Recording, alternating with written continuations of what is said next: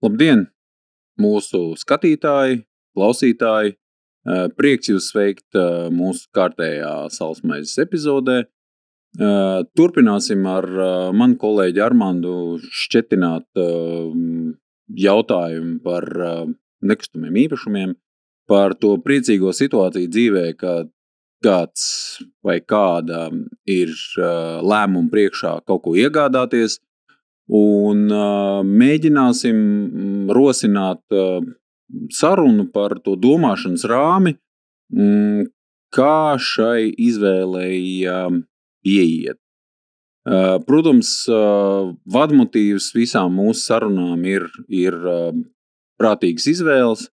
Protams, ka mēs ļoti gribam, lai cilvēki nevis mūk no Rīgas prom, bet paliek Rīgā. Protams, ka mūs ļoti uztrauc tukšais Rīgas centrs, un mēs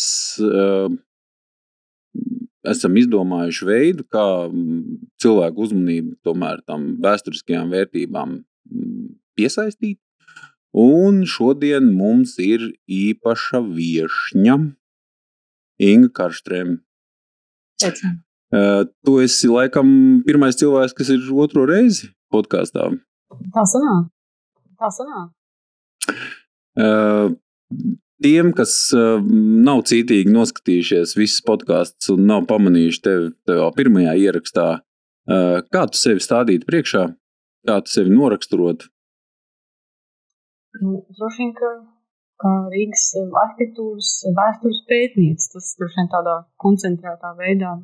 Bet, es esmu mākslas vēsturniece, mākslas zinātniece, pētu arī mākslas jautājumus, bet tā Rīgas tēma un arhitektūras vēstures tēma ir kā mans tas pēdējo 11 gadu tāds darbības lauks.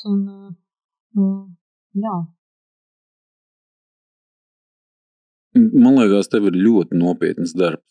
Vienkārši ļoti nopietnas darbs. Man ir respekts milzīgs pret cilvēkiem, kas strādā muzejos. Es tiešām ļoti respektēju viņus. Es neko tādu nevarētu darīt. Es kaut kādā Twitter ķekarā pamanīju, ka jums ir 600,000 varētu būt eksponāti tur, vai viņi nesasaucās pareizi eksponāti, vai kāds ir. Es to nespēju aptvert, šāda saimniecība, kur nu vēl par... Mēs arī tikko spējam. Kā to ietilpināt galvā un kā to apjaust, kas tāds ir. Man jāatzīstas, ka es Vēstures un kuģniecības muzejā esmu bijis tikai 3 reizes, un 2 no tām bijušas ballītes. Man kauns to... Abos. Bet, lai sākt sarunu, es piedāvāju tev uzspēlēt spēlīt, zinām. Iztēlojies tādu parastu dienu muzejā, kā jūs tur strādājat, pēkšņi ienāk satraukt kolēģi vai kolēģis un saka, kā sauc to cilvēku, kur kolekcija ir pamatā muzejā? Nikolaus von Himzels. Kad ir izdomāta laika mašīna, un Nikolaus von Himzels ir izmantojis to laika mašīnu, lai nonāktu 2023. gadā Rīgā, un viņš ir pie mums uz 2 stundām, un muzeja priekšniecība ir apspriedusies, un viņi ir izbīdījusi tevi kā cilvēku. Dakteris viņš bija, Dakteris grib, lai kāds viņam parāda Rīgu, kas pa šiem gadiem ir noticis. Tas bija, kad 18. gadsimta vidus, kaut kad. Kas pa šo laiku Rīga ir noticis, un tev tagad ir 2 stundas, un lielais jautājums, ko tu viņam gribētu rādīt? Kas pa šiem, cik ir? 250 gadi? Jā, tieši tā, precīzi. Kas pa šiem 250 gadiem ar Rīgu ir noticis, un teiksim, viņam ir ierobežos laiks, pāris stundas. Kas tas būtu, ko tu viņam rādītu, kas tas būtu, ko tu gribētu cilvēkam, kam bija tāds unikāls priekšstats par, es saprotu, viņš daudz ceļoja, tur tagad populāri lasīt viņa piezīmes par Eiropas un mūsu apkārtnes apceļošanu. Kas būtu tas, ko tu viņam nekautrētos parādīt Rīgā? Kas būtu tas, ko tu viņam priekšā celtu? Man liekas, ka nesakritība, bet ap to viņa mantojumu tās arhitektūras pērles jau tur koncentrējas. Un faktiski, jā, viņš jau nepiedzīvo to Haberlandu laiku Rīgā, bet kā viens no skaistākajiem, izcilākajiem Haberlandu projektiem, šī te kolonu zāle un šī Rīgas pilsētas bibliotēkas ēka, kas attiecīgi līdzās Doma baznīcai, tā jau ļoti ciešā saiknē ar to, kur glabāt viņu to mantojumu, nodot to pilsētai. Un tas jau tāds izcils arhitektūras paraugs, kas seko viņa laikam. Un tāpat arī visa šī te Doma muzeja kompleksa būvniecība, kas turpina šo te sēriju jau 19. gadsimta beigās, kur tā Baltijas senatnes pētītāja biedrība darbojas aktīvi kā tā 19. gadsimta sākumā dibināta organizācija un turpina šo te iesākto ceļu. Un arī tā ir tāda izcila arhitektūra. Un tā kā faktiski ap to kodolu, ap tām labām, skaistām idejām, faktiski viņas jau vairo to skaisto uz priekšu. Bet viņš jau gribētu redzēt kaut ko vēl noteikti. Kaut ko vēl. Jā, viņš vēl nestādās priekšā kāds, ka Rīga jau viņa laikā ir tikai iekšrīga un vecrīga un tad priekšpilsētas vēl viss kokā Es viņu vestu uz Purciem. Pat aizno, jā. Tā kā, lai nošokētu. Tad, lai kaut ko skaistu parādītu, gribētos tādas labi pārdomātas, labi iecerētas, labi īstenotas vietas, varbūt to pašu Meža parka apkaimi, ja mēs pirmajā Salsmēzē, kad es viesojos šeit, mēs aprunājām Āgenskalnu kalnu, Grīsņu kalnu, Čiekuru kalnu, Teiku un tās apkaimes. Tad, varbūt, kad Meža parku kā tādu... Ja man būtu teikšana, es aicinātu viņu uz Āgenskalnu nevest nekādā gadījumā. Palieku, jā. Lai man piedod visu Āgenskalnu fani. Es tā skaitā kā iedzīvotājs piedod. Bet jā, Himzolu mēs tad citur vest. Jā. Purcēms un Meža parks. Lai būtu. Jā, Meža parks 19. gadsimts, jā. Es nezinu, vai, laikam jau no bulvāra loka nebūtu kauns, vai ne? Nebūtu, noteikti. Tas ir par to, kad man kā arhitektūras vēstures pētniecē jau dažādā Rīgas materiālā, gan dzīvojuma apbūvē, gan apkaimju vēsturi pētot, gan industriālo arhitektūru pētot, tur savu akadēmisko pētījumu ietvaros. Kaut kā nāks, man neinteresē tā analizēt to formālo pusi vai to, kā tas vienkārši izskatās tagad, bet tajā brīdī, ka kaut kas ir atzīts par vērtīgu vai tā kā mēs esam vienojušies, ka tas ir tas, ko mēs gribam saglabāt un tas mums visiem patīk, man gribas kaut kā noskaidrot, kā tad tas ir veidojies, kas tad ir bijuši tie priekšnoteikumi, pie kā tad tas skaistais var rasties, vienalga, vai tas ir dzīvojamai funkcijai vai industriālai, kā tad ir tā, ka mēs skatāmies un mums prieks vēl šodien, un tad tā ir sanācis, kad ir tur tā plānošana gudrā apakšā tiem piemēriem. Nav viņi stihiski veidojušies. Tie, kas mums nemainīgi visām nākamajām paudzēm dod prieku, vienkārši skatoties tam virsū, tad tas ir tiešām gudras plānošanas tāds rezultāts. Skaistais tā stihiski pilsētas mērogā nerodas. Var arhitektūras mērogā, viens singulārs tur. Viena pasūtītāja, viena arhitekta īstenots objekts tā viņš var būt, ieliec jebkuru meža vidū skaistu, jā, bet tā, lai mēs tādā apkaimes vai ielas mērogā vai veselas pilsētas mērogā radītu skaistumu tā kompleksa, tur vajag to komplekso plānošanu. Kādreiz tā bija neatņemama komponenta, kaut ko veidojot. Kāpēc tagad vairs tā nav? Kāpēc mēs to noliekam pa kārtu zemāk nekā Excel tabula? Nav obligāti, ka neatņemam. Tie droši vien kaut kādi apstākļi, dotie priekšnoteikumi, piemēram, kad es rakstīju par Alberta ielu šķirkli arī, man tā kā uzdevums to skaisto visu aprakstīt, un tad es atkal mēģinu saprast, nevar būt, ka tikai, tā skaistajām vienībām tas viss tā sastāv, un tas mēģina arī saprast, kas aiz tā visa slēpjas, un tad tu saproti, ka viens vēl no tiem aspektiem svarīgajiem ir, ka tas skaistais rodas plānoti, bet viņš arī tādā urbānā mērogā viņš rodas salīdzinoši īsā laikā, attiecībā pret cilvēku dzīves ilgumu, kaut kādi 10 gadi vai 20, un kad tādā tukšā vietā arī, kad daudz sarežģītāk ir īstenot kompleksu pieeju, tad, ja vietā jau kaut kas ir dots, ja kaut kas ir apbūvēts, un tad mums jāsāk tur risināt tās esošās problēmas. Tu mēģini attaisnot to visu, kas noticis mūsu pēdējos 30 gados, jā? Tieši tā.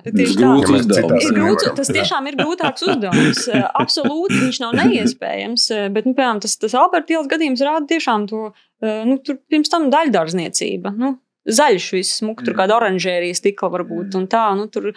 Un šie te īpašnieki, kam tā zeme pieder, kas ir tā daļdārznieka mantinieki, viņi ir 20. gadsimta sākumā, 1900. gadā, kur nolēmi, ka viņi šo te zemes teritoriju visu savu smuku sadalīs, saparcelēs, viņi uzasē ielu jaunā vietā, 1900. gads, tā ir jauna iela, tukša zaļa, un saparcelē visus gruntsgabalus smuku vienā sapratu, frontē. Paldies, 19. gadsimta sapratu, 20. gadsimta sākums arī, ok.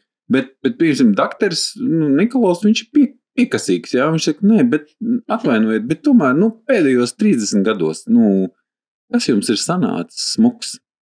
Parādīsiet. Man tā pētniecība, lielos vilcienos apmēram uz to Pirmo pasaules karu. Šis nebija jautājums tev kā pētniecei, šis bija jautājums tev kā cilvēkam, kas spēja paskatīties gadsimta kontekstā uz to, kas mums apkārt. Kā tev ir ideja, ko varētu tādam kompetentam cilvēkam no 250 gadu atpakaļ vēstures parādīt kaut ko labu, tā, ko mēs šobrīd te radam? Ļoti slideni taka tāda. Arhitekti parasti šo jautājumu neatbild. Viņi negrib, kad viņiem atsakās dzert tālu kopā.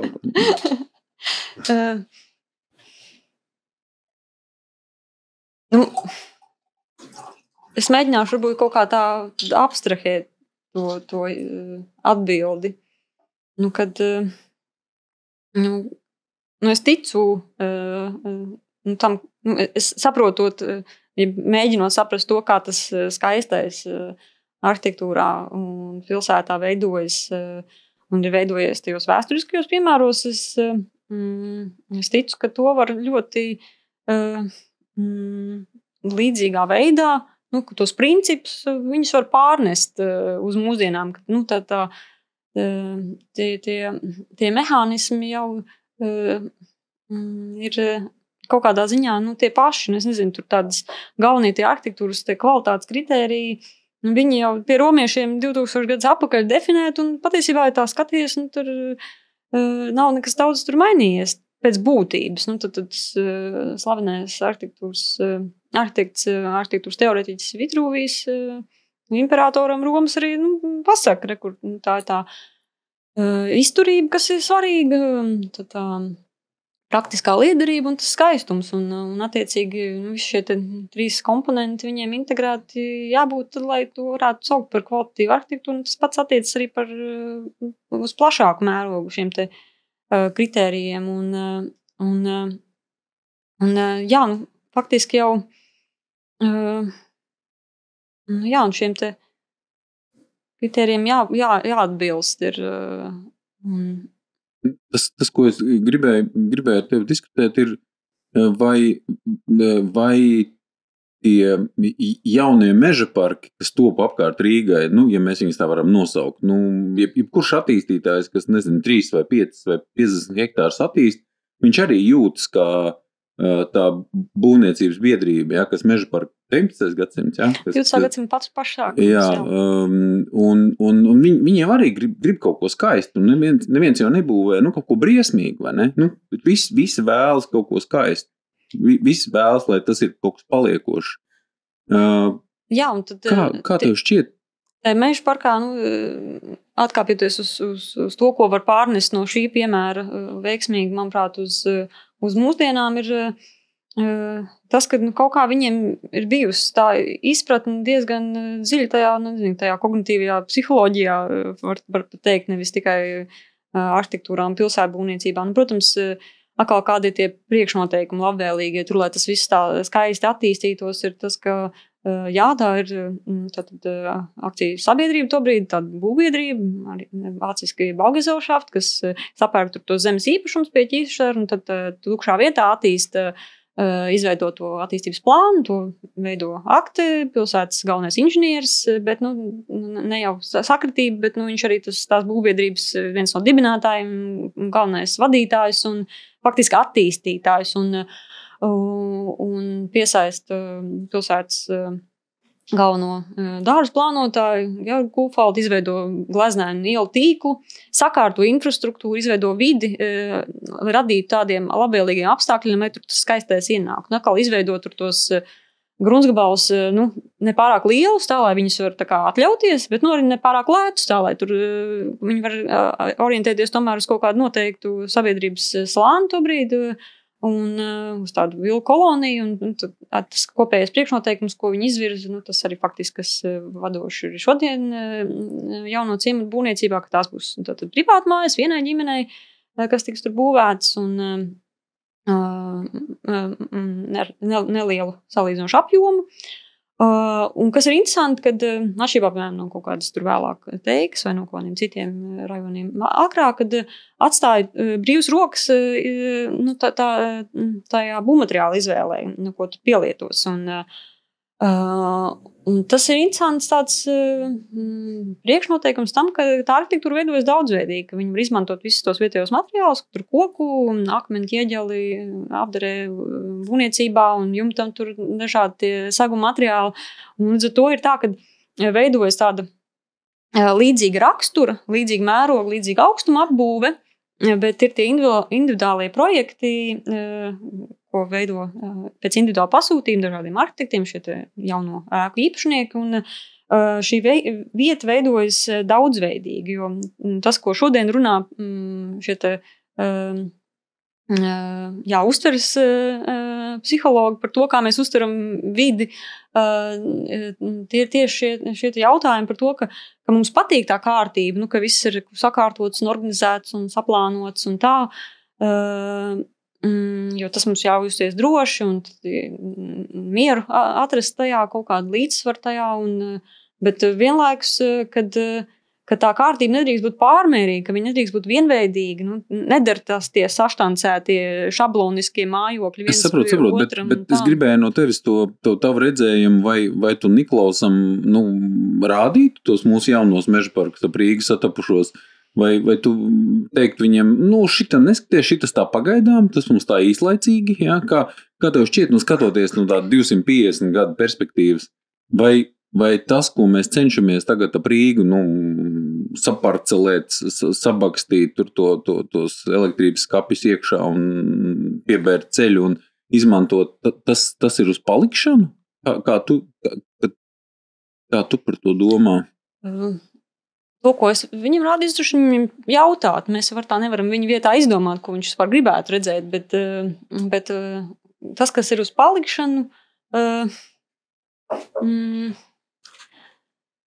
tieši tāpēc man liekas, ka ir vērts vispār runāt par to skaisto arhitektūru, lai mēs viņu varētu identificēt, un tas varētu palīdzēt mums tā ilgtermiņā domāt par to, ko tad ir vērts saglabāt un ko nav vērts saglabāt uz priekšu. Es tev varu pateikt, ka arhitekts Sarma viņš bija ļoti kategorisks. Viņš pateica, ka viss, kas ir ārpus vēsturiskā centra, tas ir īslaicīgs pasākums un ka viņš nesaglabāsies. Atkal, droši vien runājot par kādu mērogu, ir droši vien kaut kādas saurupas lietas arhitektūras mērogā, ko īsteno viena persona, iespējams, ka tur ir daudz labas kvalitātes, bet tādā, tādā pilsētas mērogā tur tiešām jāskatās individuāli, bet, Bet domājot par šiem te veiksmīgajiem piemēriem no vēstures un ko no viņiem ir mācīties, ir tajā meža parkā.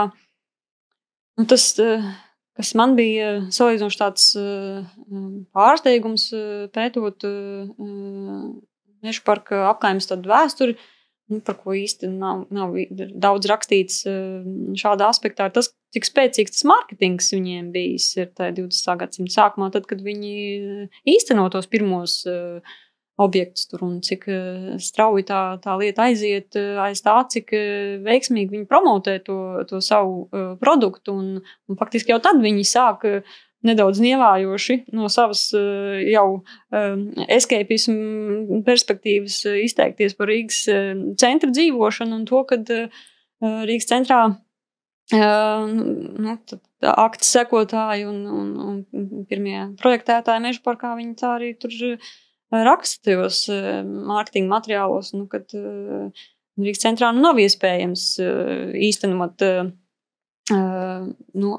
mājoklim atbilstošu modernu dzīves vidi, tad tas vienkārši nav iespējams. Un kad tas tā viņu...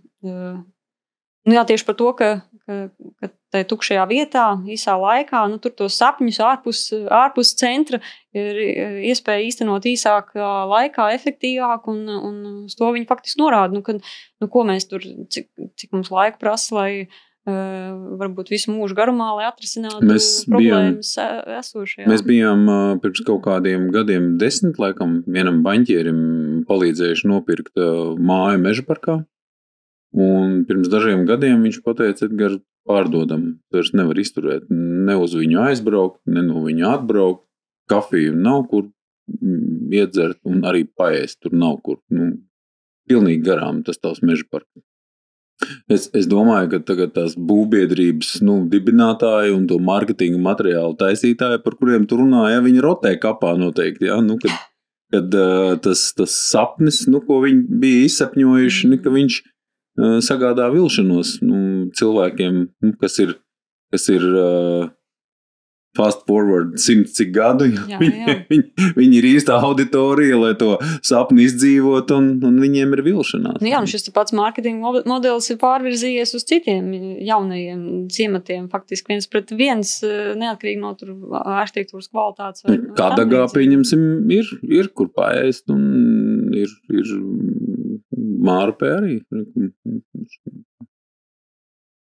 Jā, bet esam laikam mazliet iesildījušies un varam mazliet tuvoties tai mūsu tēmai par izvēlēm, par faktoriem, kas jāņem vērā, lai dzīvē svarīgi, vai es pat teiktu, pat finansiāli svarīgākie lēmumi būtu pareizi.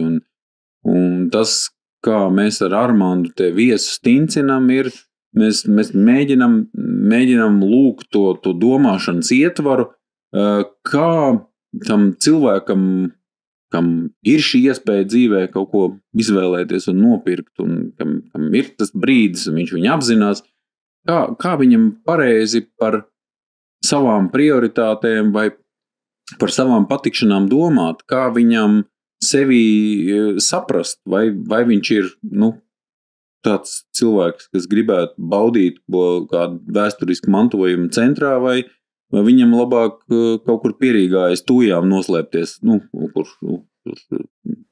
drošā attālumā no Rīgas, kas manuprāt, ir ļoti svarīgi, kāda ir šī saruna ar sevi. Kā pareizi par to domāt, kā nenopirkt kaut ko tādu, kas tev riepsies. Ja nu tu gadās, ka tu nopērci nepareizā tirgus ciklā, būs jāsēž cik 10-15 gadi, kamēr tirgus attopas un to atkal var pārdot. Kā tu par to domātu? Nu jā, jāatgriež droši vien kā pie tās pašas arhitektūras teorijas, kā par to teoretizēt, kā par to domāt, kad faktiski jau tie paši jau 3 kvalitātes kritēriji minēti izturība, praktiski liederība un skaistums, viņi jau visu laiku figurē. Un faktiski jau visiem šiem kritērijiem neviens cits nav mērs kā pats cilvēks. Un ja mēs iztēlojamies savu tādu ideālo mājokli, ik viens cilvēks jau apzināti vai neapzināti ilgojas pēc tādas vietas, kur ir visi šie aspekti, tā vide, kur ir droša, ērta un skaista. Un kā laikam ejot, protams, mainās šīs būvniecības tehnoloģijas, mainās arī komforta prasības un mūsu estētiskie priekšstati, bet kopumā šis princips jau paliek šis pats, šie 3 būtiskie aspekti, kam jābūt ir integrāli sastāvā. Un tajā savā būtībā viens no mums tiec pēc tādiem ideāliem elementāri, kā pēc pārticības, miera, harmonijas, dzīves prieka, lielākie optimisti pēc laimes arī. Drīkst komfortu pielikt klāt. Komforti, jā. Tas tieši es maz iestrapināju, viņa atļaušos. Vakar bija man interesanta saruna ar vienu baņģieri, kurš teica, ka viņš savu māju Pierīgā grib pārdot, un viņš tagad dzīvos ļoti tālu no Rīgas, kur pie jūras ir klusums, kur nenāk cilvēki ar lieliem rāģiņiem, neklausās jocīgu mūziku un nenes lielu iepakojumu maliņu sev līdzi. Un viņš, es tā saprotu, ir gatavs no rīta pavadīt mašīnā 1.5 un vakarā 1.5. Ja, un vazāt mazuļus līdzi. Ja, tā kā, tad es tā kā klausījos, ja, mēģināju saklausīt un mēģināju sajust, vai būtu vieta kaut kādam manam čīkstienam par to 15 minūšu pilsētas to teoriju, ja, ka visur var aiziet un arī mazuļi paši var aiziet, ka viņiem nav tur tumsā jābrauc 1,5 stundu vienā virzienā. Un es klausījos un domāju, velns, laikam jau vēl kādu laiku mums te būs darbs, vai ne? Kaut kā vēl izskatās, ka cilvēki ir gatavi pieļaut, fundamentāls kļūdas, sekojot saviem ideāliem, un viņi palaiž garām, kaut ko fundamentāli svarīgi, kaut ko tik fundamentāli svarīgi, ka izskatās, ka mums darbs būs, vai ne? Tieši tā. Es gribēju uzprasīt 3 tātad šie faktori, kas ir skaistums, praktiski liederība, izturība, jā. Edgars pieminēja komfortu. Viņš iet tajā praktiskajā liederībā. Vai ir, tavuprāt, Rīgā vai Pierīgā vieta vai projekts vai apkaime, kur tu to visu redzi? Kur šī ir vieta, kur daudz mums tās kvalitātes viss īstenojās? Es nezinu. Mežaparks neskaitās. Tā proporcija droši vien var variēties ar šiem 3 lielumiem, bet kopumā jau viņi visi pastāv. Vienkārši tas, ka to, ko es gribēju teikt, ka caur šīm lietām jau tie mūsu ideāli reprezentējas tajā arhitektūrā un ka tad arī tā proporcija mainās, kur kādi aspekti ir primārāki un tas ir tikai likumsakrīgi, ka mēs to vidi ap sevi tiecamies veidot, vismaz tajā ideālajā variantā, tādu, kas tos ideālus reprezentē. Tas nenozīmē, ka mums tajā brīdī tas viss jau ir. Tas ir tas, uz ko mēs gribam lūkoties uz priekšu, manuprāt, es tā filozofiski par to runājot, kad ka vairums no šiem ideāliem, jeb sapņiem, jeb ilgām, tā arhitektūrā jau atspoguļojas tieši caur šiem skaistajiem aspektiem, ka tās ka tā skaistā māja ir tās skaistās dzīves apsolījums. Jo tad, ja tev tur tā laimītība ir atnākusi, tad liekas, tad jau varētu tur arī jurtā. Bet tad tas ir jāmeklē mums un tā interpretācija jābūt pa savam, jo attīstītājs ar celtnieks jau, viņš jau nezina, kur viņš trāpīs. Tad mums ir jāatrod pašiem, kur skaistums, tur kvalitāte. Jā, pieprasījums, tieši tā. Un tas ir viens no faktiski tādiem iemesliem, kāpēc ir vērts par skaisto runāt. Viens iemesls, kādēļ vērts to saprast, ir, lai mēs varētu pirmkārt tajā vecajā uzpazīt, kas ir skaists, un saprast, ko no tā viss ir vērts saglabāt. Nav vērts saglabāt gan priekš sevis, gan nākamajām paudzēm, un otrs ir tieši tas, ka mēs, tad, kad mēs zinām, kā uzpazīt skaisto, mēs zinām, kā viņu pieprasīt tajā jaunajā vairāk. Mēs varam būt drosmīgāk pieprasīt skaisto jaunajā arhitektūru atkal priekš sevis pašiem, un tad vairojot viņu. Bet tad tas īsti varbūt nav objektīvi izmērāms lielums, kur tas īstenojās. Absolūti ir. Tas ir tas galvenais. Bet ja man ir jāmeklē, kur man tas viss īstenojās. Tas ir tas, ka tas fenomens, kur šobrīd mēs tajā diskusijā par arhitektūru esam, ir tas, ka par šiem te ērtības un drošības aspektiem mēs visi varam diezgan viegli vienoties kā par objektīviem lielumiem. Nezinu, par rekuperācijas sistēmu vai apsardzes sistēmu. Visi zina, ko tur izskaitļot mājoklim, un ka tas ir izmērāms, un visi vienojamies, ka tas ir vai nu vajadzīgs vai nē, un liekas, ka tie ir tie objektīvie lielumi, ka tur nav nekāda lieka jautājuma, bet tā kā saruna ir par skaisto arhitektūrā, tad bieži vien tā saruna nonāk strupceļā tikai tāpēc, ka mēs nevaram atrast kopīgu valodu par to, un domstarpības rodas šai sarunā. Es sāku, kāds sarunas vidū, kas faktiski to par noslēgumu paziņo, ka pa gaumu jau nestrīdas un atstāja to, kā teikt, kā atvērtu tematu, bet tas, ka mums neizdodas atrast tādu vienotu priekšstatu par to vai kopīgu valodu par to, nenozīmē, ka skaistais nav tikpat objektīvi izmērāms kritērijs, kā visi šie pārējie divi, šī praktiskā liederība un izturība. Un faktiski, jā, ir maldīgi domāt par skaisto kā par tādu subjektīvu lielumu, tikai tāpēc, ka mums nav šīs kopīgās valodas, un tāpēc mums vajag vairāk par to parunāt, lai mēs atrastu kopīgu valodu. Drīkstam pajautāt, ja pieņemsim to ar tādu, uzzināt pēkšņi, ka Latvijā ir noslēdzis sadarbības līgumu ar Vēstures un kuģniecības muzeju par darbinieku apmaiņu. Un tu tagad tiec sūtīt uz nedēļu uz Latviju, un reku, kāds no Latviju tiek sūtīts tavā vietā, pētīt vēsturi. Jā, piemēram, tu. Un tagad tu te reku sēdi šitajā telpā, te reku atnāc ir klients, un viņš saka, reku, mantoja 1 miljonu, un redz, testamentā bija ierakstīts, ka man obligāti ir jānopērk kaut kas ir vērtīgs un skaists Rīgā. Un tas klients saliek rokas uz galdu, un viņš saka, es jūs uzmanīgi klausos, kas man ir jāpērk. Kā tu viņu konsultētu? Nevis kā zinātniece, bet kā cilvēks, kas saprot Rīgu un kas, kam ir viedoklis par to, kas tas ir. Tas būs vērtība arī pēc 250 gadiem.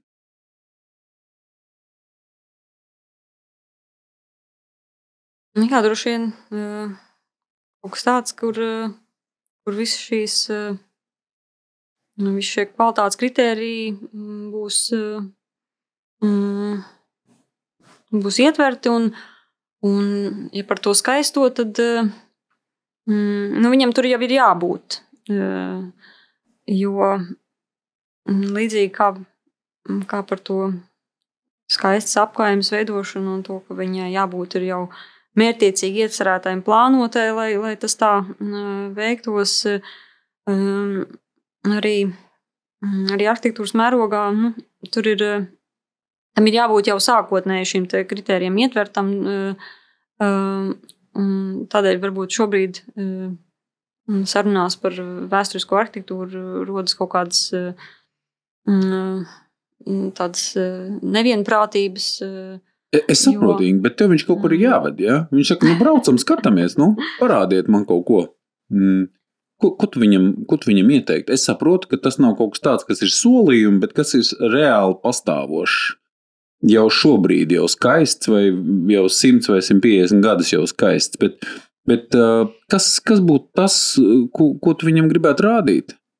Kas tev, kā tik kompetentam cilvēkam, šķiet tā vērts, ka tur varētu to lēmumu pieņemt? Droši vien, kad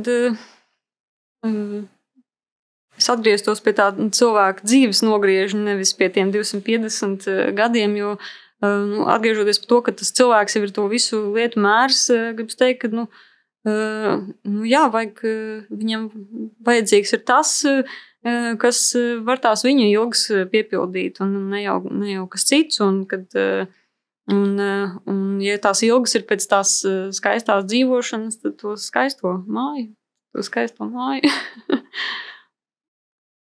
Mēs ar Armandu daudz par šo esam runājuši un mēģinājuši saprast, kā tos cilvēkus, kas aizmukuši no centra, dabūt apakaļ.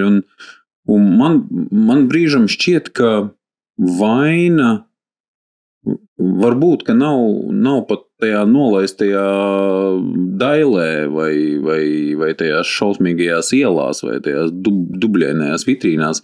Varbūt, ka vaina ir tajos cilvēkos, ar ko tev kopā jādzīvo. Kad tie kaimiņi vai līdzīpašnieki, lai cik dīvaini tas nebūtu, ir kļuvuši par nepārvaramu šķērsli to skaisto baudīt, skatoties, kā tu saki, uz tā cilvēka dzīves nogriezni, vai tas piepilda visas viņas gaidas, vai nav tā, kad apakšējais un augšējais kaimiņš ir tā fundamentālā problēma, kas viņam liek evakuēties uz Pierīgu un noslēpties aiz tūjām. Un par šo jau runā šie paši meža parka attīstītāji jau tajā brīdī par to Rīgas centru domājot. Tieši par to, ka tas blīvums apdzīvotībā ir tik liels, kad viņi min to kā šķērsli tam, lai tie piemēri tur kaut vai kā mēs savā starpā vienosimies, kā tur to pagalmu tam īrsnamam izmantosim visi, vai tad tādi retoriski jautājumi tajā mārketinga materiālā, vai tas ir tas, ar ko jūs gribat nodarboties, vai ne? Tā kā mēs esam faktiski turpat, 120 gadi šur tur,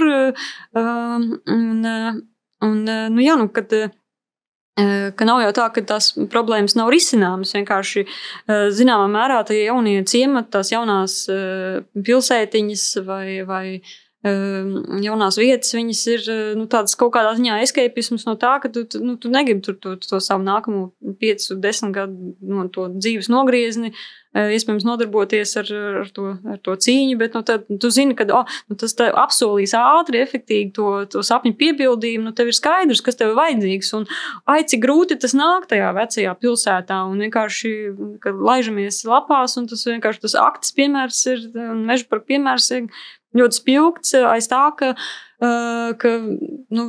viņš aktīvi savā inženieru darbā darbojas Rīgas centrā, un tur milzīgi tie projekti, ko viņi, plānošanas projekti, ko īsteno uz centru, un nesaskaņo viņam neviens viņas. Viņš gadiem strādā, un viņš acīm redzot vienā brīdī vienkārši atmet ar roku un uztaisīs pats vienu pilsētu, privātu pilsētu.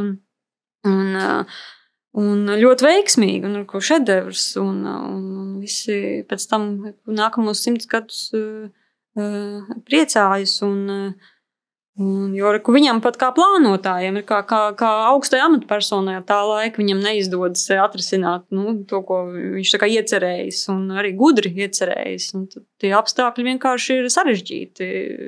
Tur tādi, tieši tā, daudz to spēlētāju, un tad, kad tu ej pastaigāties pa meža parku šodien, šobrīd, vai tev ir tā sajūta, ka tas projekts ir izdevies? Vai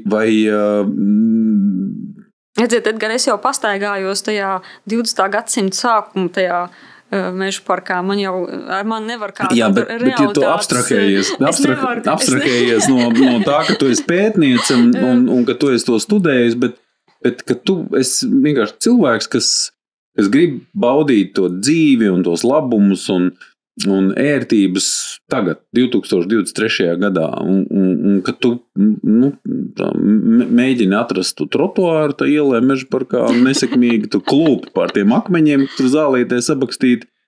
Kas ir tā sajūta tam?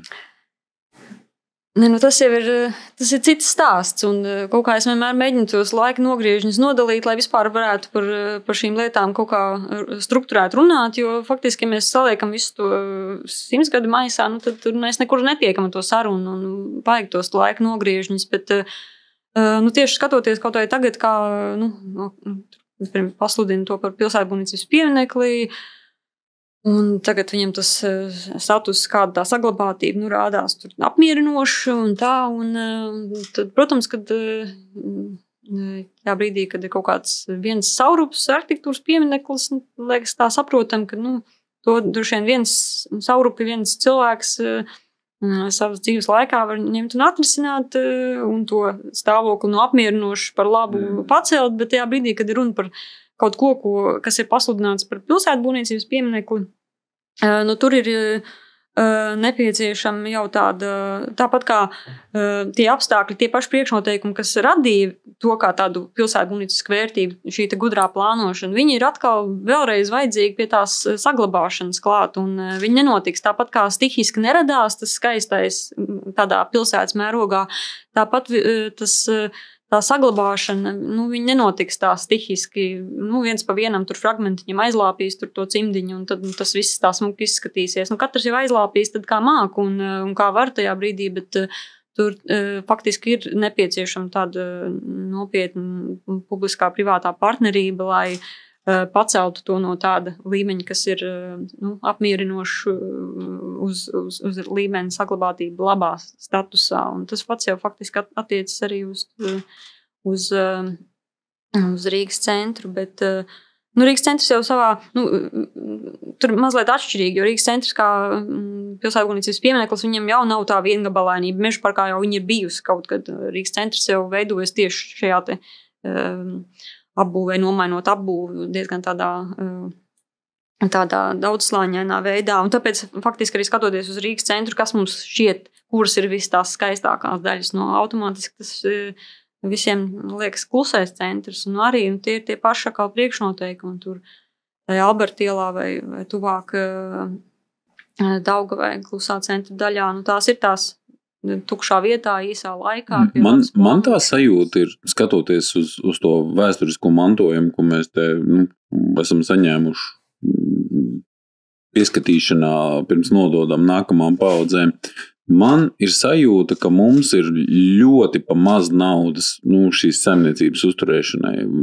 Man šķiet, ka Rīgas centram būtu jābūt 5 reizes mazākam, vai Rīgas pilsētai jābūt 5 reizes mazākai, lai mēs varētu viņu tā kā, savākt, uzturēt, rūpēties par viņu.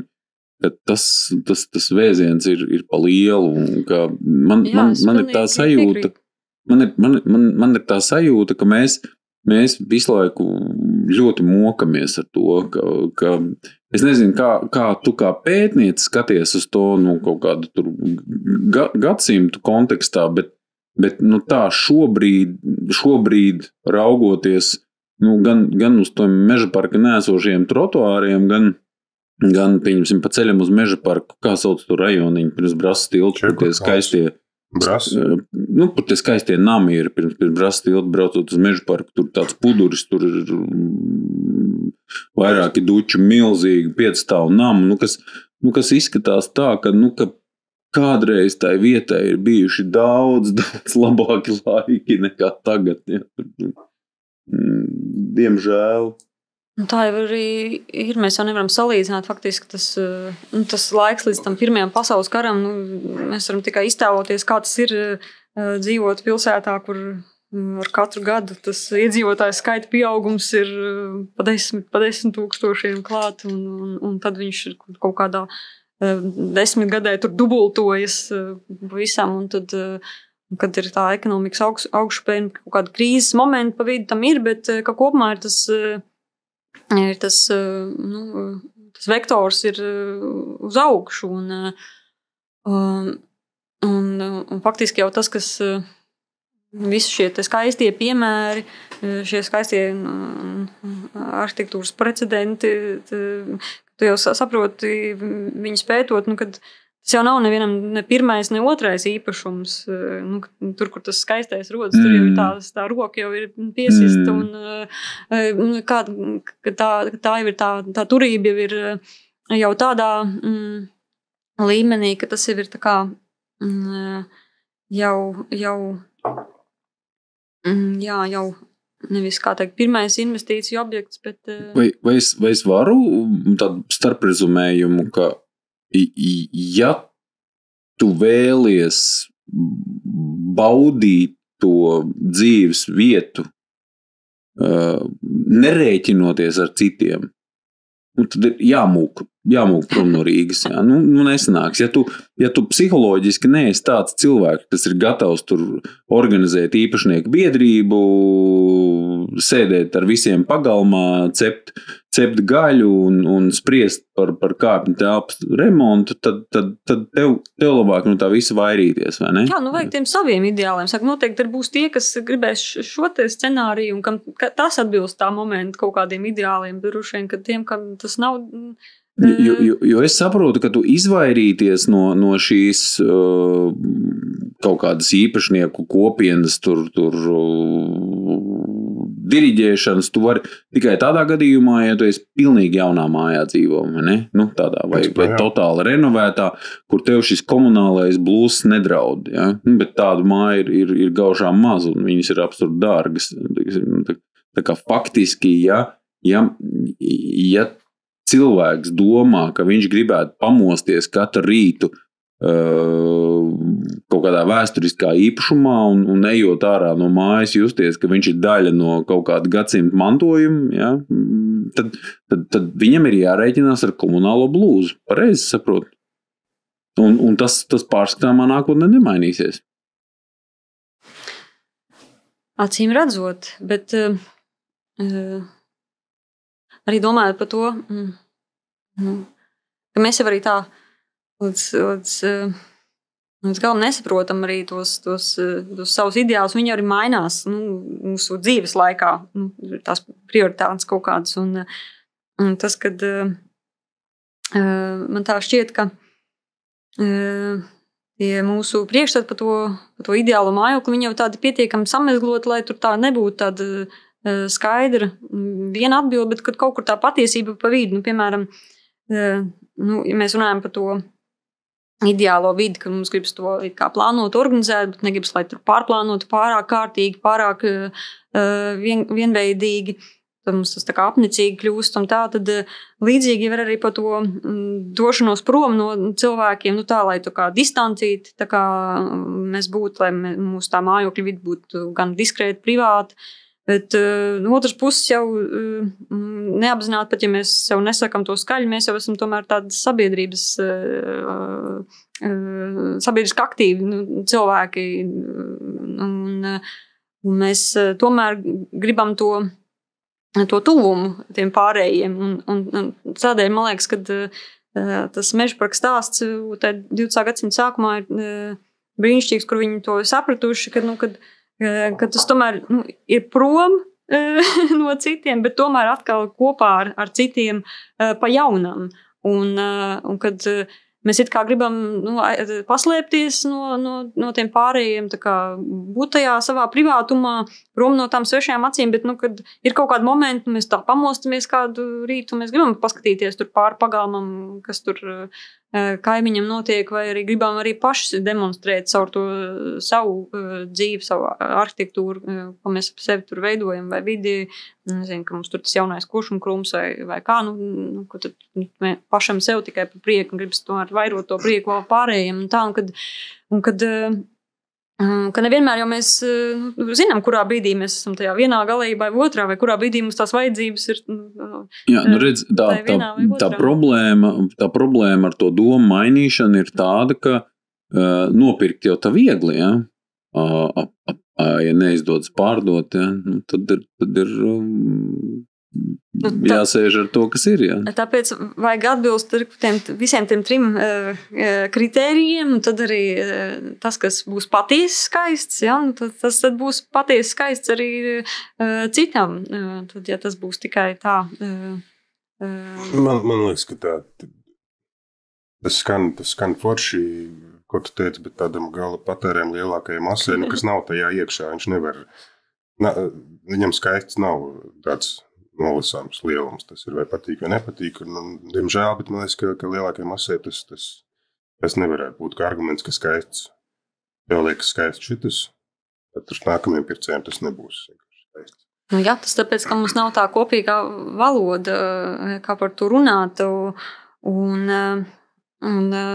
un tā ir problēma, un tas ir izdevīgi attīstītājiem, jo tajā brīdī vienkārši tā tēma tiek noņemta tā kā no dienas kārtības, un kā mēs varam orientēties uz to drošības, to vērtības aspektu, to praktisko liederību, bet tā, lai ilgtermiņā visi šie kritēriji atbilst, un lai tas būtu tā, lai kādam tas būtu iekārojams pēc 20 gadiem, tas objekts, tur jābūt tam skaistumam iekšā, un viņš var tajā vidē, viņš var atspogļoties veidos, kuri nav aplikatīvi dekoratīvi, bet viņi ir tajā vides skaistumā jau tajā kaut ir, kā atrisina šo te ielu tīklu kādā mazā ciematā. Un tas ir tas, ko Meža parkā viņi veiksmīgi izdarīja ar to, ka kad mums vajag to vidi tā, lai mēs varam orientēties, ir tās galvenās ielas, pa kurām mēs tad droši pārvietojamies ātri prom atpakaļ, bet ka mums vajag izejot to suni pastaigā darbdienas vakarā, un tajā pusstundā, ka mums vajag arī kaut kur apmaldīties. Mums vajag tās likumanās ieliņas, kaut kādus tos mazos pārsteigumus, mazos piedzīvojumus, lai mēs varam iziet tur tajā īsajā brīdī, nevis tur ceļot akurāt prom vīkendā, lai piedzīvot kaut ko jaunu, bet iziet tos līkumus, tos neceļus, aizsapņotos, bišķiņi tā kā pārdomātu. Tas ir tajā liksdaņā iekšā. Jā, bet tas Meža parka vārti, viņi nav tagad to ar veikals tur, veikals šeit, zils, zaļš, visādi viņš nav kaut kā to prestīžu tā. Ka vairs negribās braukt pie stūras Meža parkā iekšā. Tā. Es atkal ceļoju apakaļ tai laikā. Jau teicu, ka mēs... Ka tie vienkārši šis tas modelis, tas ir tas, ko var pārnest. Viņam nav, patiesībā viņš nesadārdzina šo te plānošanas procesu. Vienkārši tas, kad ir tie aspekti, kuri mums liek labi justies kādā vidē vai vēlēties būt šajā vidē. Kāpēc mēs varam patiesībā, ja vēlamies vienoties par to skaisto kā objektīvu tādu kritēriju, arī masās, to mēs varam izmērīt kaut vai domājot par to, kur cilvēki vēlas pavadīt savu brīvo laiku, viņi nedosies uz vietu, kas ir acīm redzami neglīta. Ja viņiem ir brīva nedēļas nogala vai kur nedēļa, tad no Amerikas vai no Austrālijas, ja cilvēks plāno lidojumu uz Eiropu, tā būs Venecija, tā būs Parīze, tā noteikti nebūs Frankfurta pie Mainas viņam tajā top 10, vienkārši izejot no tā, kad viņš grib piedzīvot tur to skaisto un to savu brīvo laiku plānot, veltot šiem saviem sapņiem ilgu piepildījumam, un tas pats jau faktiski arī tajā mikromērogā. Es atvainojos, vai neiznāk tā, ka šī teorija, es nezinu, vai tā ir tava teorija, vai tā ir kaut kur paņemta, ka ja mēs tā varam rupi nosaukt, ka jaunais projekts ir tāds tūlītais sapņu piepildījums, ja? Vai tas nav tas nāves spriedums Rīgas centram? Ka pie rūkošas populācijas šis tūlītais sapņu piepildījums cilvēkus vienkārši katapultē ārā no vēsturiskā centra. Un tie sapņi kaut kur pļavās piepildās. Un tas ir tas spriedums, ko nevis te mēs, bet kur tas pats akte jau saka tajā 20. gadsimta sākumā. Vēl tad, kad vēl te viss it kā liekas, notiek vēl. Tie bija citi apstākļi. Jā, citi apstākļi. Absolūti citi apstākļi. Bet šī ideja, faktiski tas ir ārkārtīgi spēcīgs mārketings uz to jauno. Un ne tas, ka es būtu tajā atbalsta grupā, vienkārši vērojot to no malas, ja tas mērķis ir tiešām ievilināt atpakaļ vai no jauna te dabūt to dinamiku, tas mārketings nedrīkst atpalikt no tā, kas velk uz to jauno. Un tam ir jāstrādā ar tikpat lieliem faktiski ieguldījumiem, kā to dara tie, kas 20. gadsimta sākumā vilka uz mežu parku, nopietni strādāja. Es neredzu to pusi vai to personu, vai es neredzu to, kas vilks uz to centru. Izņemot mūs ar Armandu, jau es neredzu nevienu. Un faktiski tur jau ir tā atbilde, kad vajag to ieinteresēto spēlētāju. Kamēr jūs ar Armandu vien paši, tikmēr jaunie ciemati zeļ un plaukst. Tur vajag... Tūlītēs sapņu piepildījums, kā tu saki. Jā, jo, kā tas cilvēka dzīves mūžs, tas nogrieznis, viņš ir tāds, kāds ir.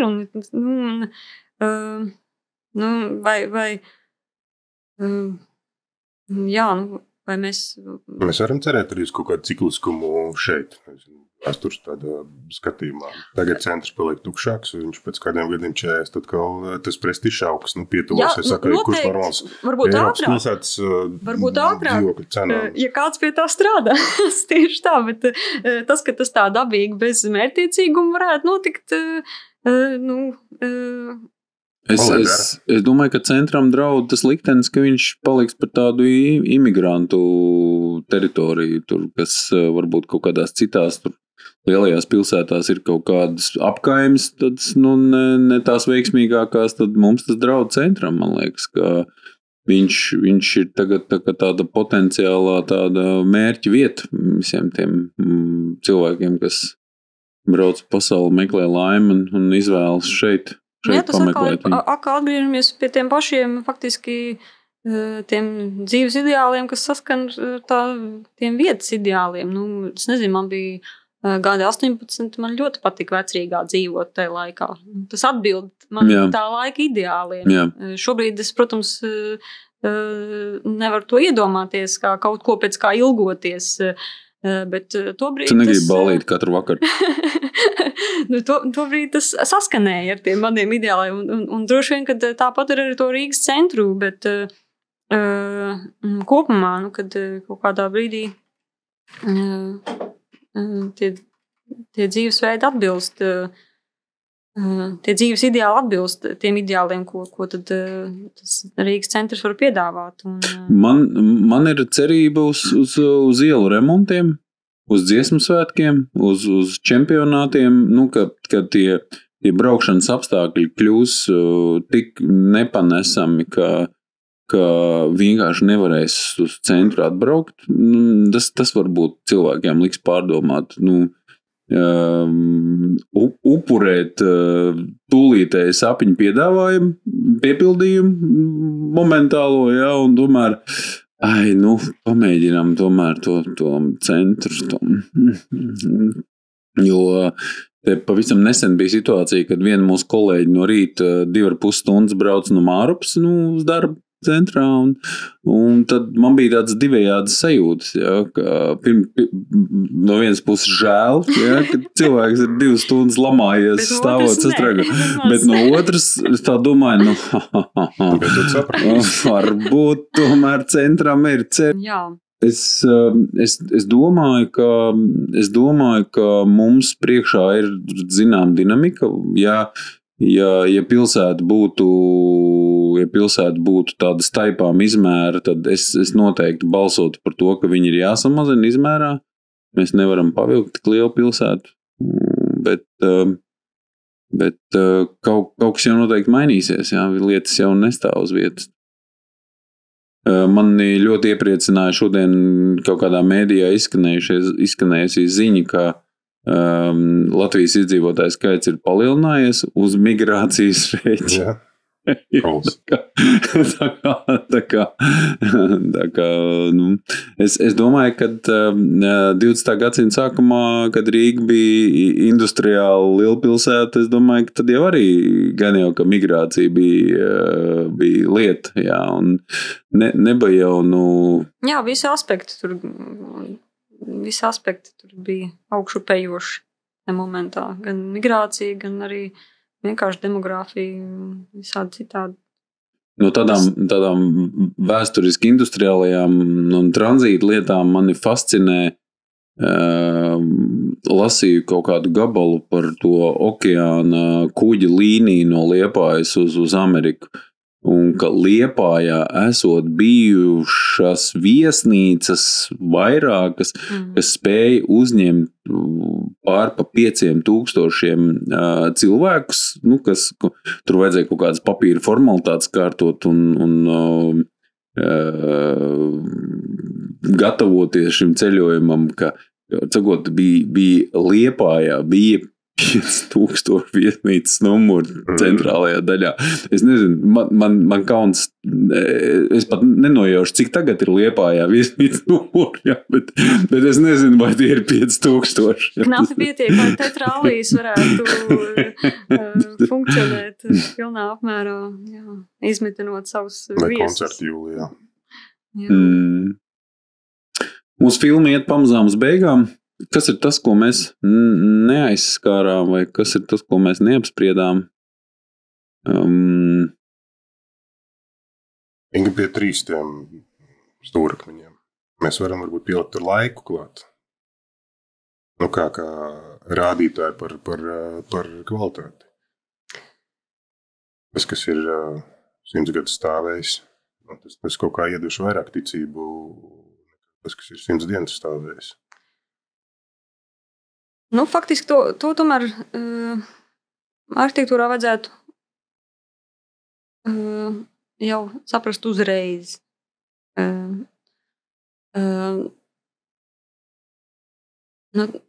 Tas man tā doma par to, ka kur tas skaistais nav bijis, tur viņš arī tā neradīsies. Un mums faktiski arī skatoties uz to veco, tas, ka viņš ir laiku pārbaudījis, tā kā joprojām, kā teikt, tā ēka stāv, kāda koka būdiņa pēc 100, 120, 130 gadiem. Viņa tāpēc vien nav pērle, ka viņa ir saglabājusies, iespējams, tas izturības un praktiskās liederības aspekts tam laikam ir bijis atbilstošs, bet viņa varbūt nekad nav bijusi skaista. Un tagad mēģināt saskatīt skaisto tur, kur tā nav bijis, tas iespējams tā kā sevi nedaudz tā kā mānīt. Es varu kvalitātes kontekstā. Un tās...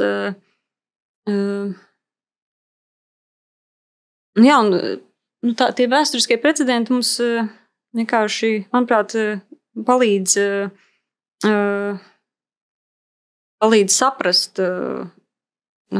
saprast šos te kvalitātes kritērijus. Faktiski jau vienalga, vai tā ir pilnīgi jauna vai sena ēka, kas ir tas mūsu sapņu mājoklis vai ideālais mājoklis. Tā kopējā vēlme jau ir dzīvot skaistā mājā, skaistā pilsētā un neatkarīgi no tā, vai tas ir jauns vai vecs, mēs meklējam tos labos paraugus un kas var mūs tā kā iedvesmot un apliecināt, ka viss tā skaistā padarīšana patiešām īsti un kad ir vērts tajā lietā investēt un kad noticēt tam, ka tas ir kaut kas objektīvs un izdarīt to izvēli par labu tam skaistajam un faktiski tādējādi arī noticēt tai skaistai nākotnē. Un tas, skatoties uz to vēsturisko arhitektūru un tajā brīdī, kad mēs vienkārši apstājamies kaut kā uz ielas un ieraugam kaut ko, kas mums dod prieku, Un tā gribas domāt, ka tas nav tikai tāda nostalģija, tāds sentiments vai nostalģija pēc kaut kādas idealizētas pagātnes. Faktiski mēs jau domājot vai iztēlojot, tas ir tāds man sapņu māja vai sapņu mājoklis, mēs jau domājam tajā nākotnes kategorijā jā, mēs faktiski mēs jau domājam par tiem saviem dzīves ideāliem. Bet es gribētu ar tevi strīdēties. Man šķiet, ka cilvēks šobrīd viņš nespēja pateikt, skatoties uz māju, vai tā ir arhitektoniska vērtība vai nav. Tas ir ļoti sarežģīts uzdevums. Tas ir nenormāli sarežģīts.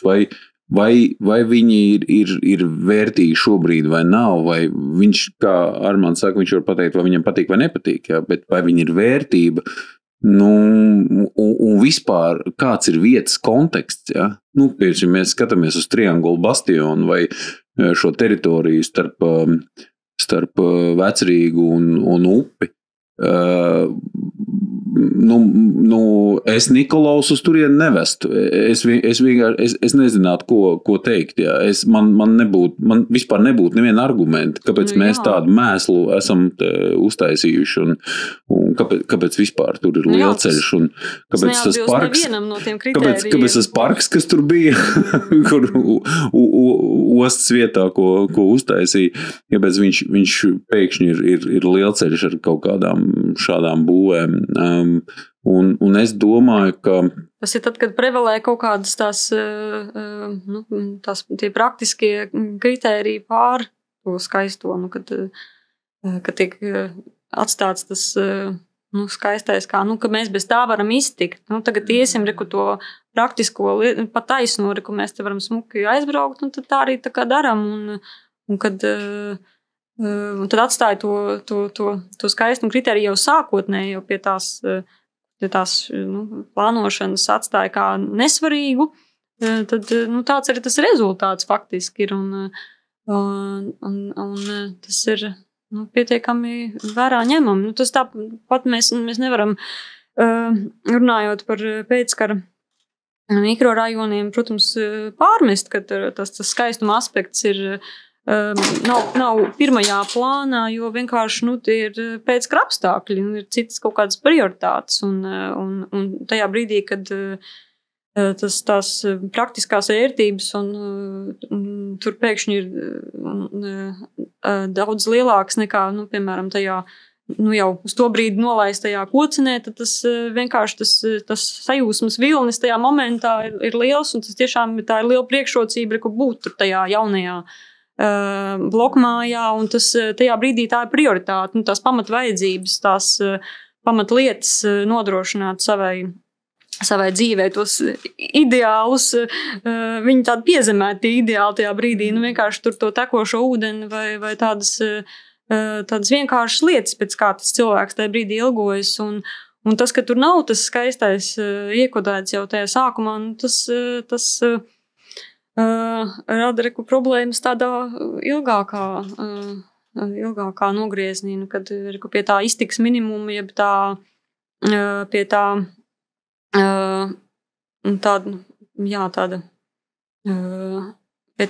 tāda zemes kaut kādas latiņas tieši tajā skaistuma aspektā, ka vesela sabiedrība ir spiest turpināt dzīvot arī laikā, kad nav vairs pēckara apstākļi un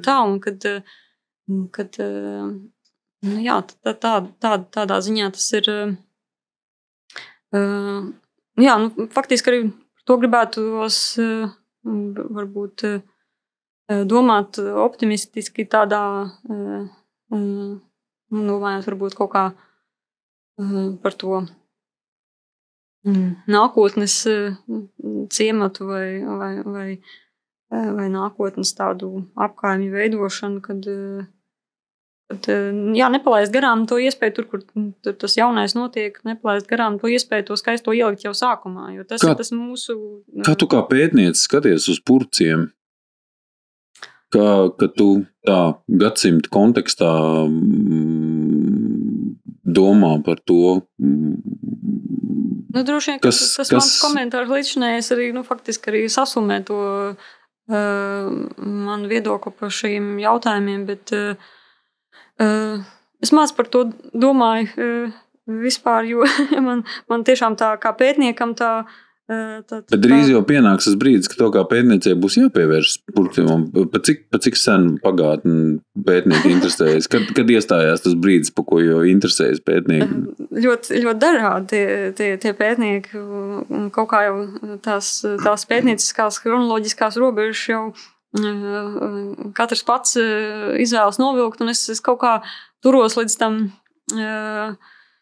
kaut kā tā mērķtiecīgi tur to Pirmā pasaules kara robežu kā to savu pētniecības robežu. Labi, netik drīz, bet kaut kad. Negribas man šķērsot to robežu aiz tā, kad tā ir tā milzīgā vilšanās, kas notiek tajā rietumu kultūrā, visā tajā skaistajā. Tāpēc kaut kā gribas atgriezties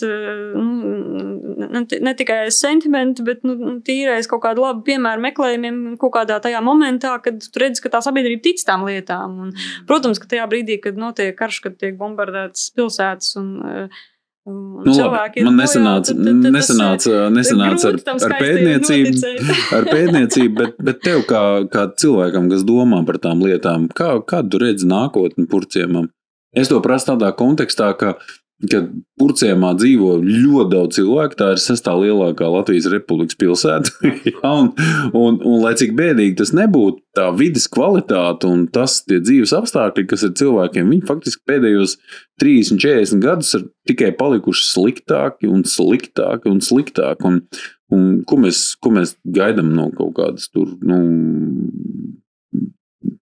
mīlestības pret valsti, pret pilsētu. Jā, viņi tur ir pelnījuši to skaistos. Piederības sajūtu šai te brīnišķīgai pilsētai, ja tā vide vienkārši degradējas mūsu acu priekšā.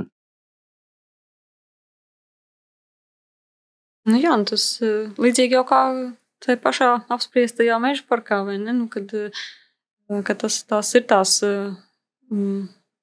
kompleksās pieejas, kas ir nepieciešams, ne tikai veidojot. Es būšu uzstājīgs. Kā tu domā, mēs nojauksim Purcēm un uzbūvēsim kaut ko citu vai pielāpīsim to, kas ir, kad pieņemsim būs pagājuši tie 100 gadi, tas periods, kad Purcēm būs 100 gadi, kad pētnieki sāks pa viņu interesēties, kā tu domā, viņš būs tā kā uzbūvēts pa jaunam vai uzķūnēts esošais? Kā tev tīri kā cilvēkam sajūta? Jātop ir kaut kam labākam, lai kaut kas, ko mēs tagad kā sliktu piemēru teikt, ka viņš var aiziet. Ko tā runājot par Rīgas to centru, tā centra apbūve šeit Bulvāra zonā, Elizabetes ielā, viņi jau tālāk Rīgas ārīgas virzienā, viņi jau aizvietoja kaut ko, kas bija tā kā mazāk vērtīgs, vai ne? Tā kā Ulmans jau arī gribēja Vecrīgu aizvietot ar kaut ko vērtīgāk viņu uztvarēt. Tas vienkārši par to mēroga, dažādu sabiedrisku ēku mēroga funkcijas noteikts ēkām, kurām vajag lielu mērogu. Tas ir tikai pašsaprotam, kad viņas prasa nojaukt nevis 2 iepriekš, bet 10, lai varētu tur to mērogu īstenot. Un, protams, kad tā jau nav tikai viņa personības loma, tur tā pašā ķīpslā jau bija idejas attīstīt to jauno Rīgas centru tajā 20. gados, bet pilnīgi jauna infrastruktūra, tad vajadzīgi tas dārgi, ērtāk, lētāk, ātrāk ir tad uz nojaukt vecpilsētu. Tieši tā, bet tādas pašas procesus īstenoja arī vēl pirms vaļu nojaukšanas Vecrīgas ietvaros, kad vajadzēja lielus objektus būvēt, piemēram, šo te pašu biržas ēkas, visu kompleksu. Tas ir apmēram uz 11 citu iepriekšēju ēku rēķinu, un tad viņas tiek nojauktas, lai būvētu kaut ko, kas ir tam brīdim atkal ideāliem atbilstošāks visai sabiedrībai vai noteiktai sabiedrības grupai tajā brīdī prioritārs. Kā tu domā, man mums izdevās kādu cilvēku atvilināt atpakaļ uz Rīgas centru vai vēl dažas aizbiedēt? Kas mums sanāca šodien? Mēs neesam nodarbojušies nemaz ar šo te mārketingu Rīgas centru. Tas ir pilnīgi cits stāsts. Ja es tikai ceru, ka mēs pārāk neizvainojam to, kas ir tos, kur ir izvēlējušies dzīvot spēju pie tujām un tiem zilajiem plasmasas basēniem. Tiem cilvēkiem, kas ir izvēlējušies savus sapņus piepildīt tūlīt. Nē, es vispār nevēlētos tieši drīzāk par to cilvēku, kad cilvēks ir tas visu lietu mērs un it kā droši vien kā arhitektūras vēsturniekam man jau it kā vajadzētu iestāties tajā arhitektūras pusē, bet kopumā jau tīri cilvēciski es domāju, ka mums tomēr ir jāvadās katram pēc tiem pašu ideāliem un jāiet ir tas ceļš, kurš tajā noteiktajā arī dzīves kaut kādā posmā sola to laimīti. Jo tiešām, ja tā laimīti jau ir atnākusi, tad jau liekas, ka tad jau var tajā zaru slietenī, tur kā budists ar sēnēm, ogām, skatu uz kalniem, viss, tad ko tad vairs? Bet mēs jau tomēr tādā rietumu kultūrā dzīvojam.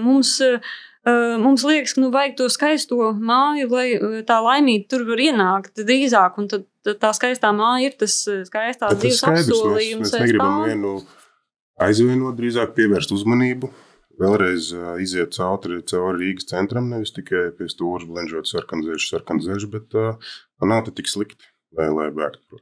Viss ir forši, ieviesīsim paši šeit dzīvību un cerams, ka drīz būs labi. Tik daudz skaista un jāatrod tur tie veidi, kā tas praktiskās liederības aspekts, šī tā ērtība arī tur tajā visā atbilstoši elastīgi pielāgojas. Kas man liekas ļoti svarīgi, lai tie cilvēki, kam ir tā laime, ka viņi var nopirkt savu sapņu īpašumu, ka viņi to izdara tā, ka tas viņiem sagādā prieku. Tieši tā. Un nevis prieku uz vienu dienu vai vienu sezonu, bet ilgtermiņā. Jā, vismaz 5 gadiem. Jo tas ir amerikāņiem 5 gadiem. Jā. Mums ir uz visu mūžu, Latvijā uz visu mūžu.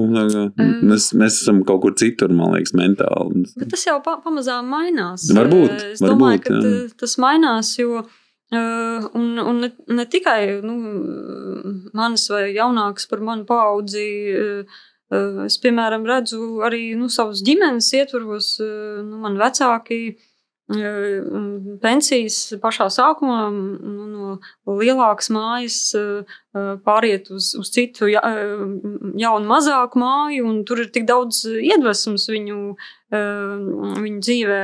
Tas ir jauns sākums, un es pilnīgi apsveicu šo ideju mainīt dzīvesvidi biežāk, jo vienkārši tas apsola kaut kādu mūžīgo jaunību arī kaut kādā ziņā, jo tur ir tik daudz, kā teikt, tāda ārēji apstākļi, kas mainās un izmaina arī to iekšējo sajūtu par sevi pašu. Un es domāju, ka tās lietas,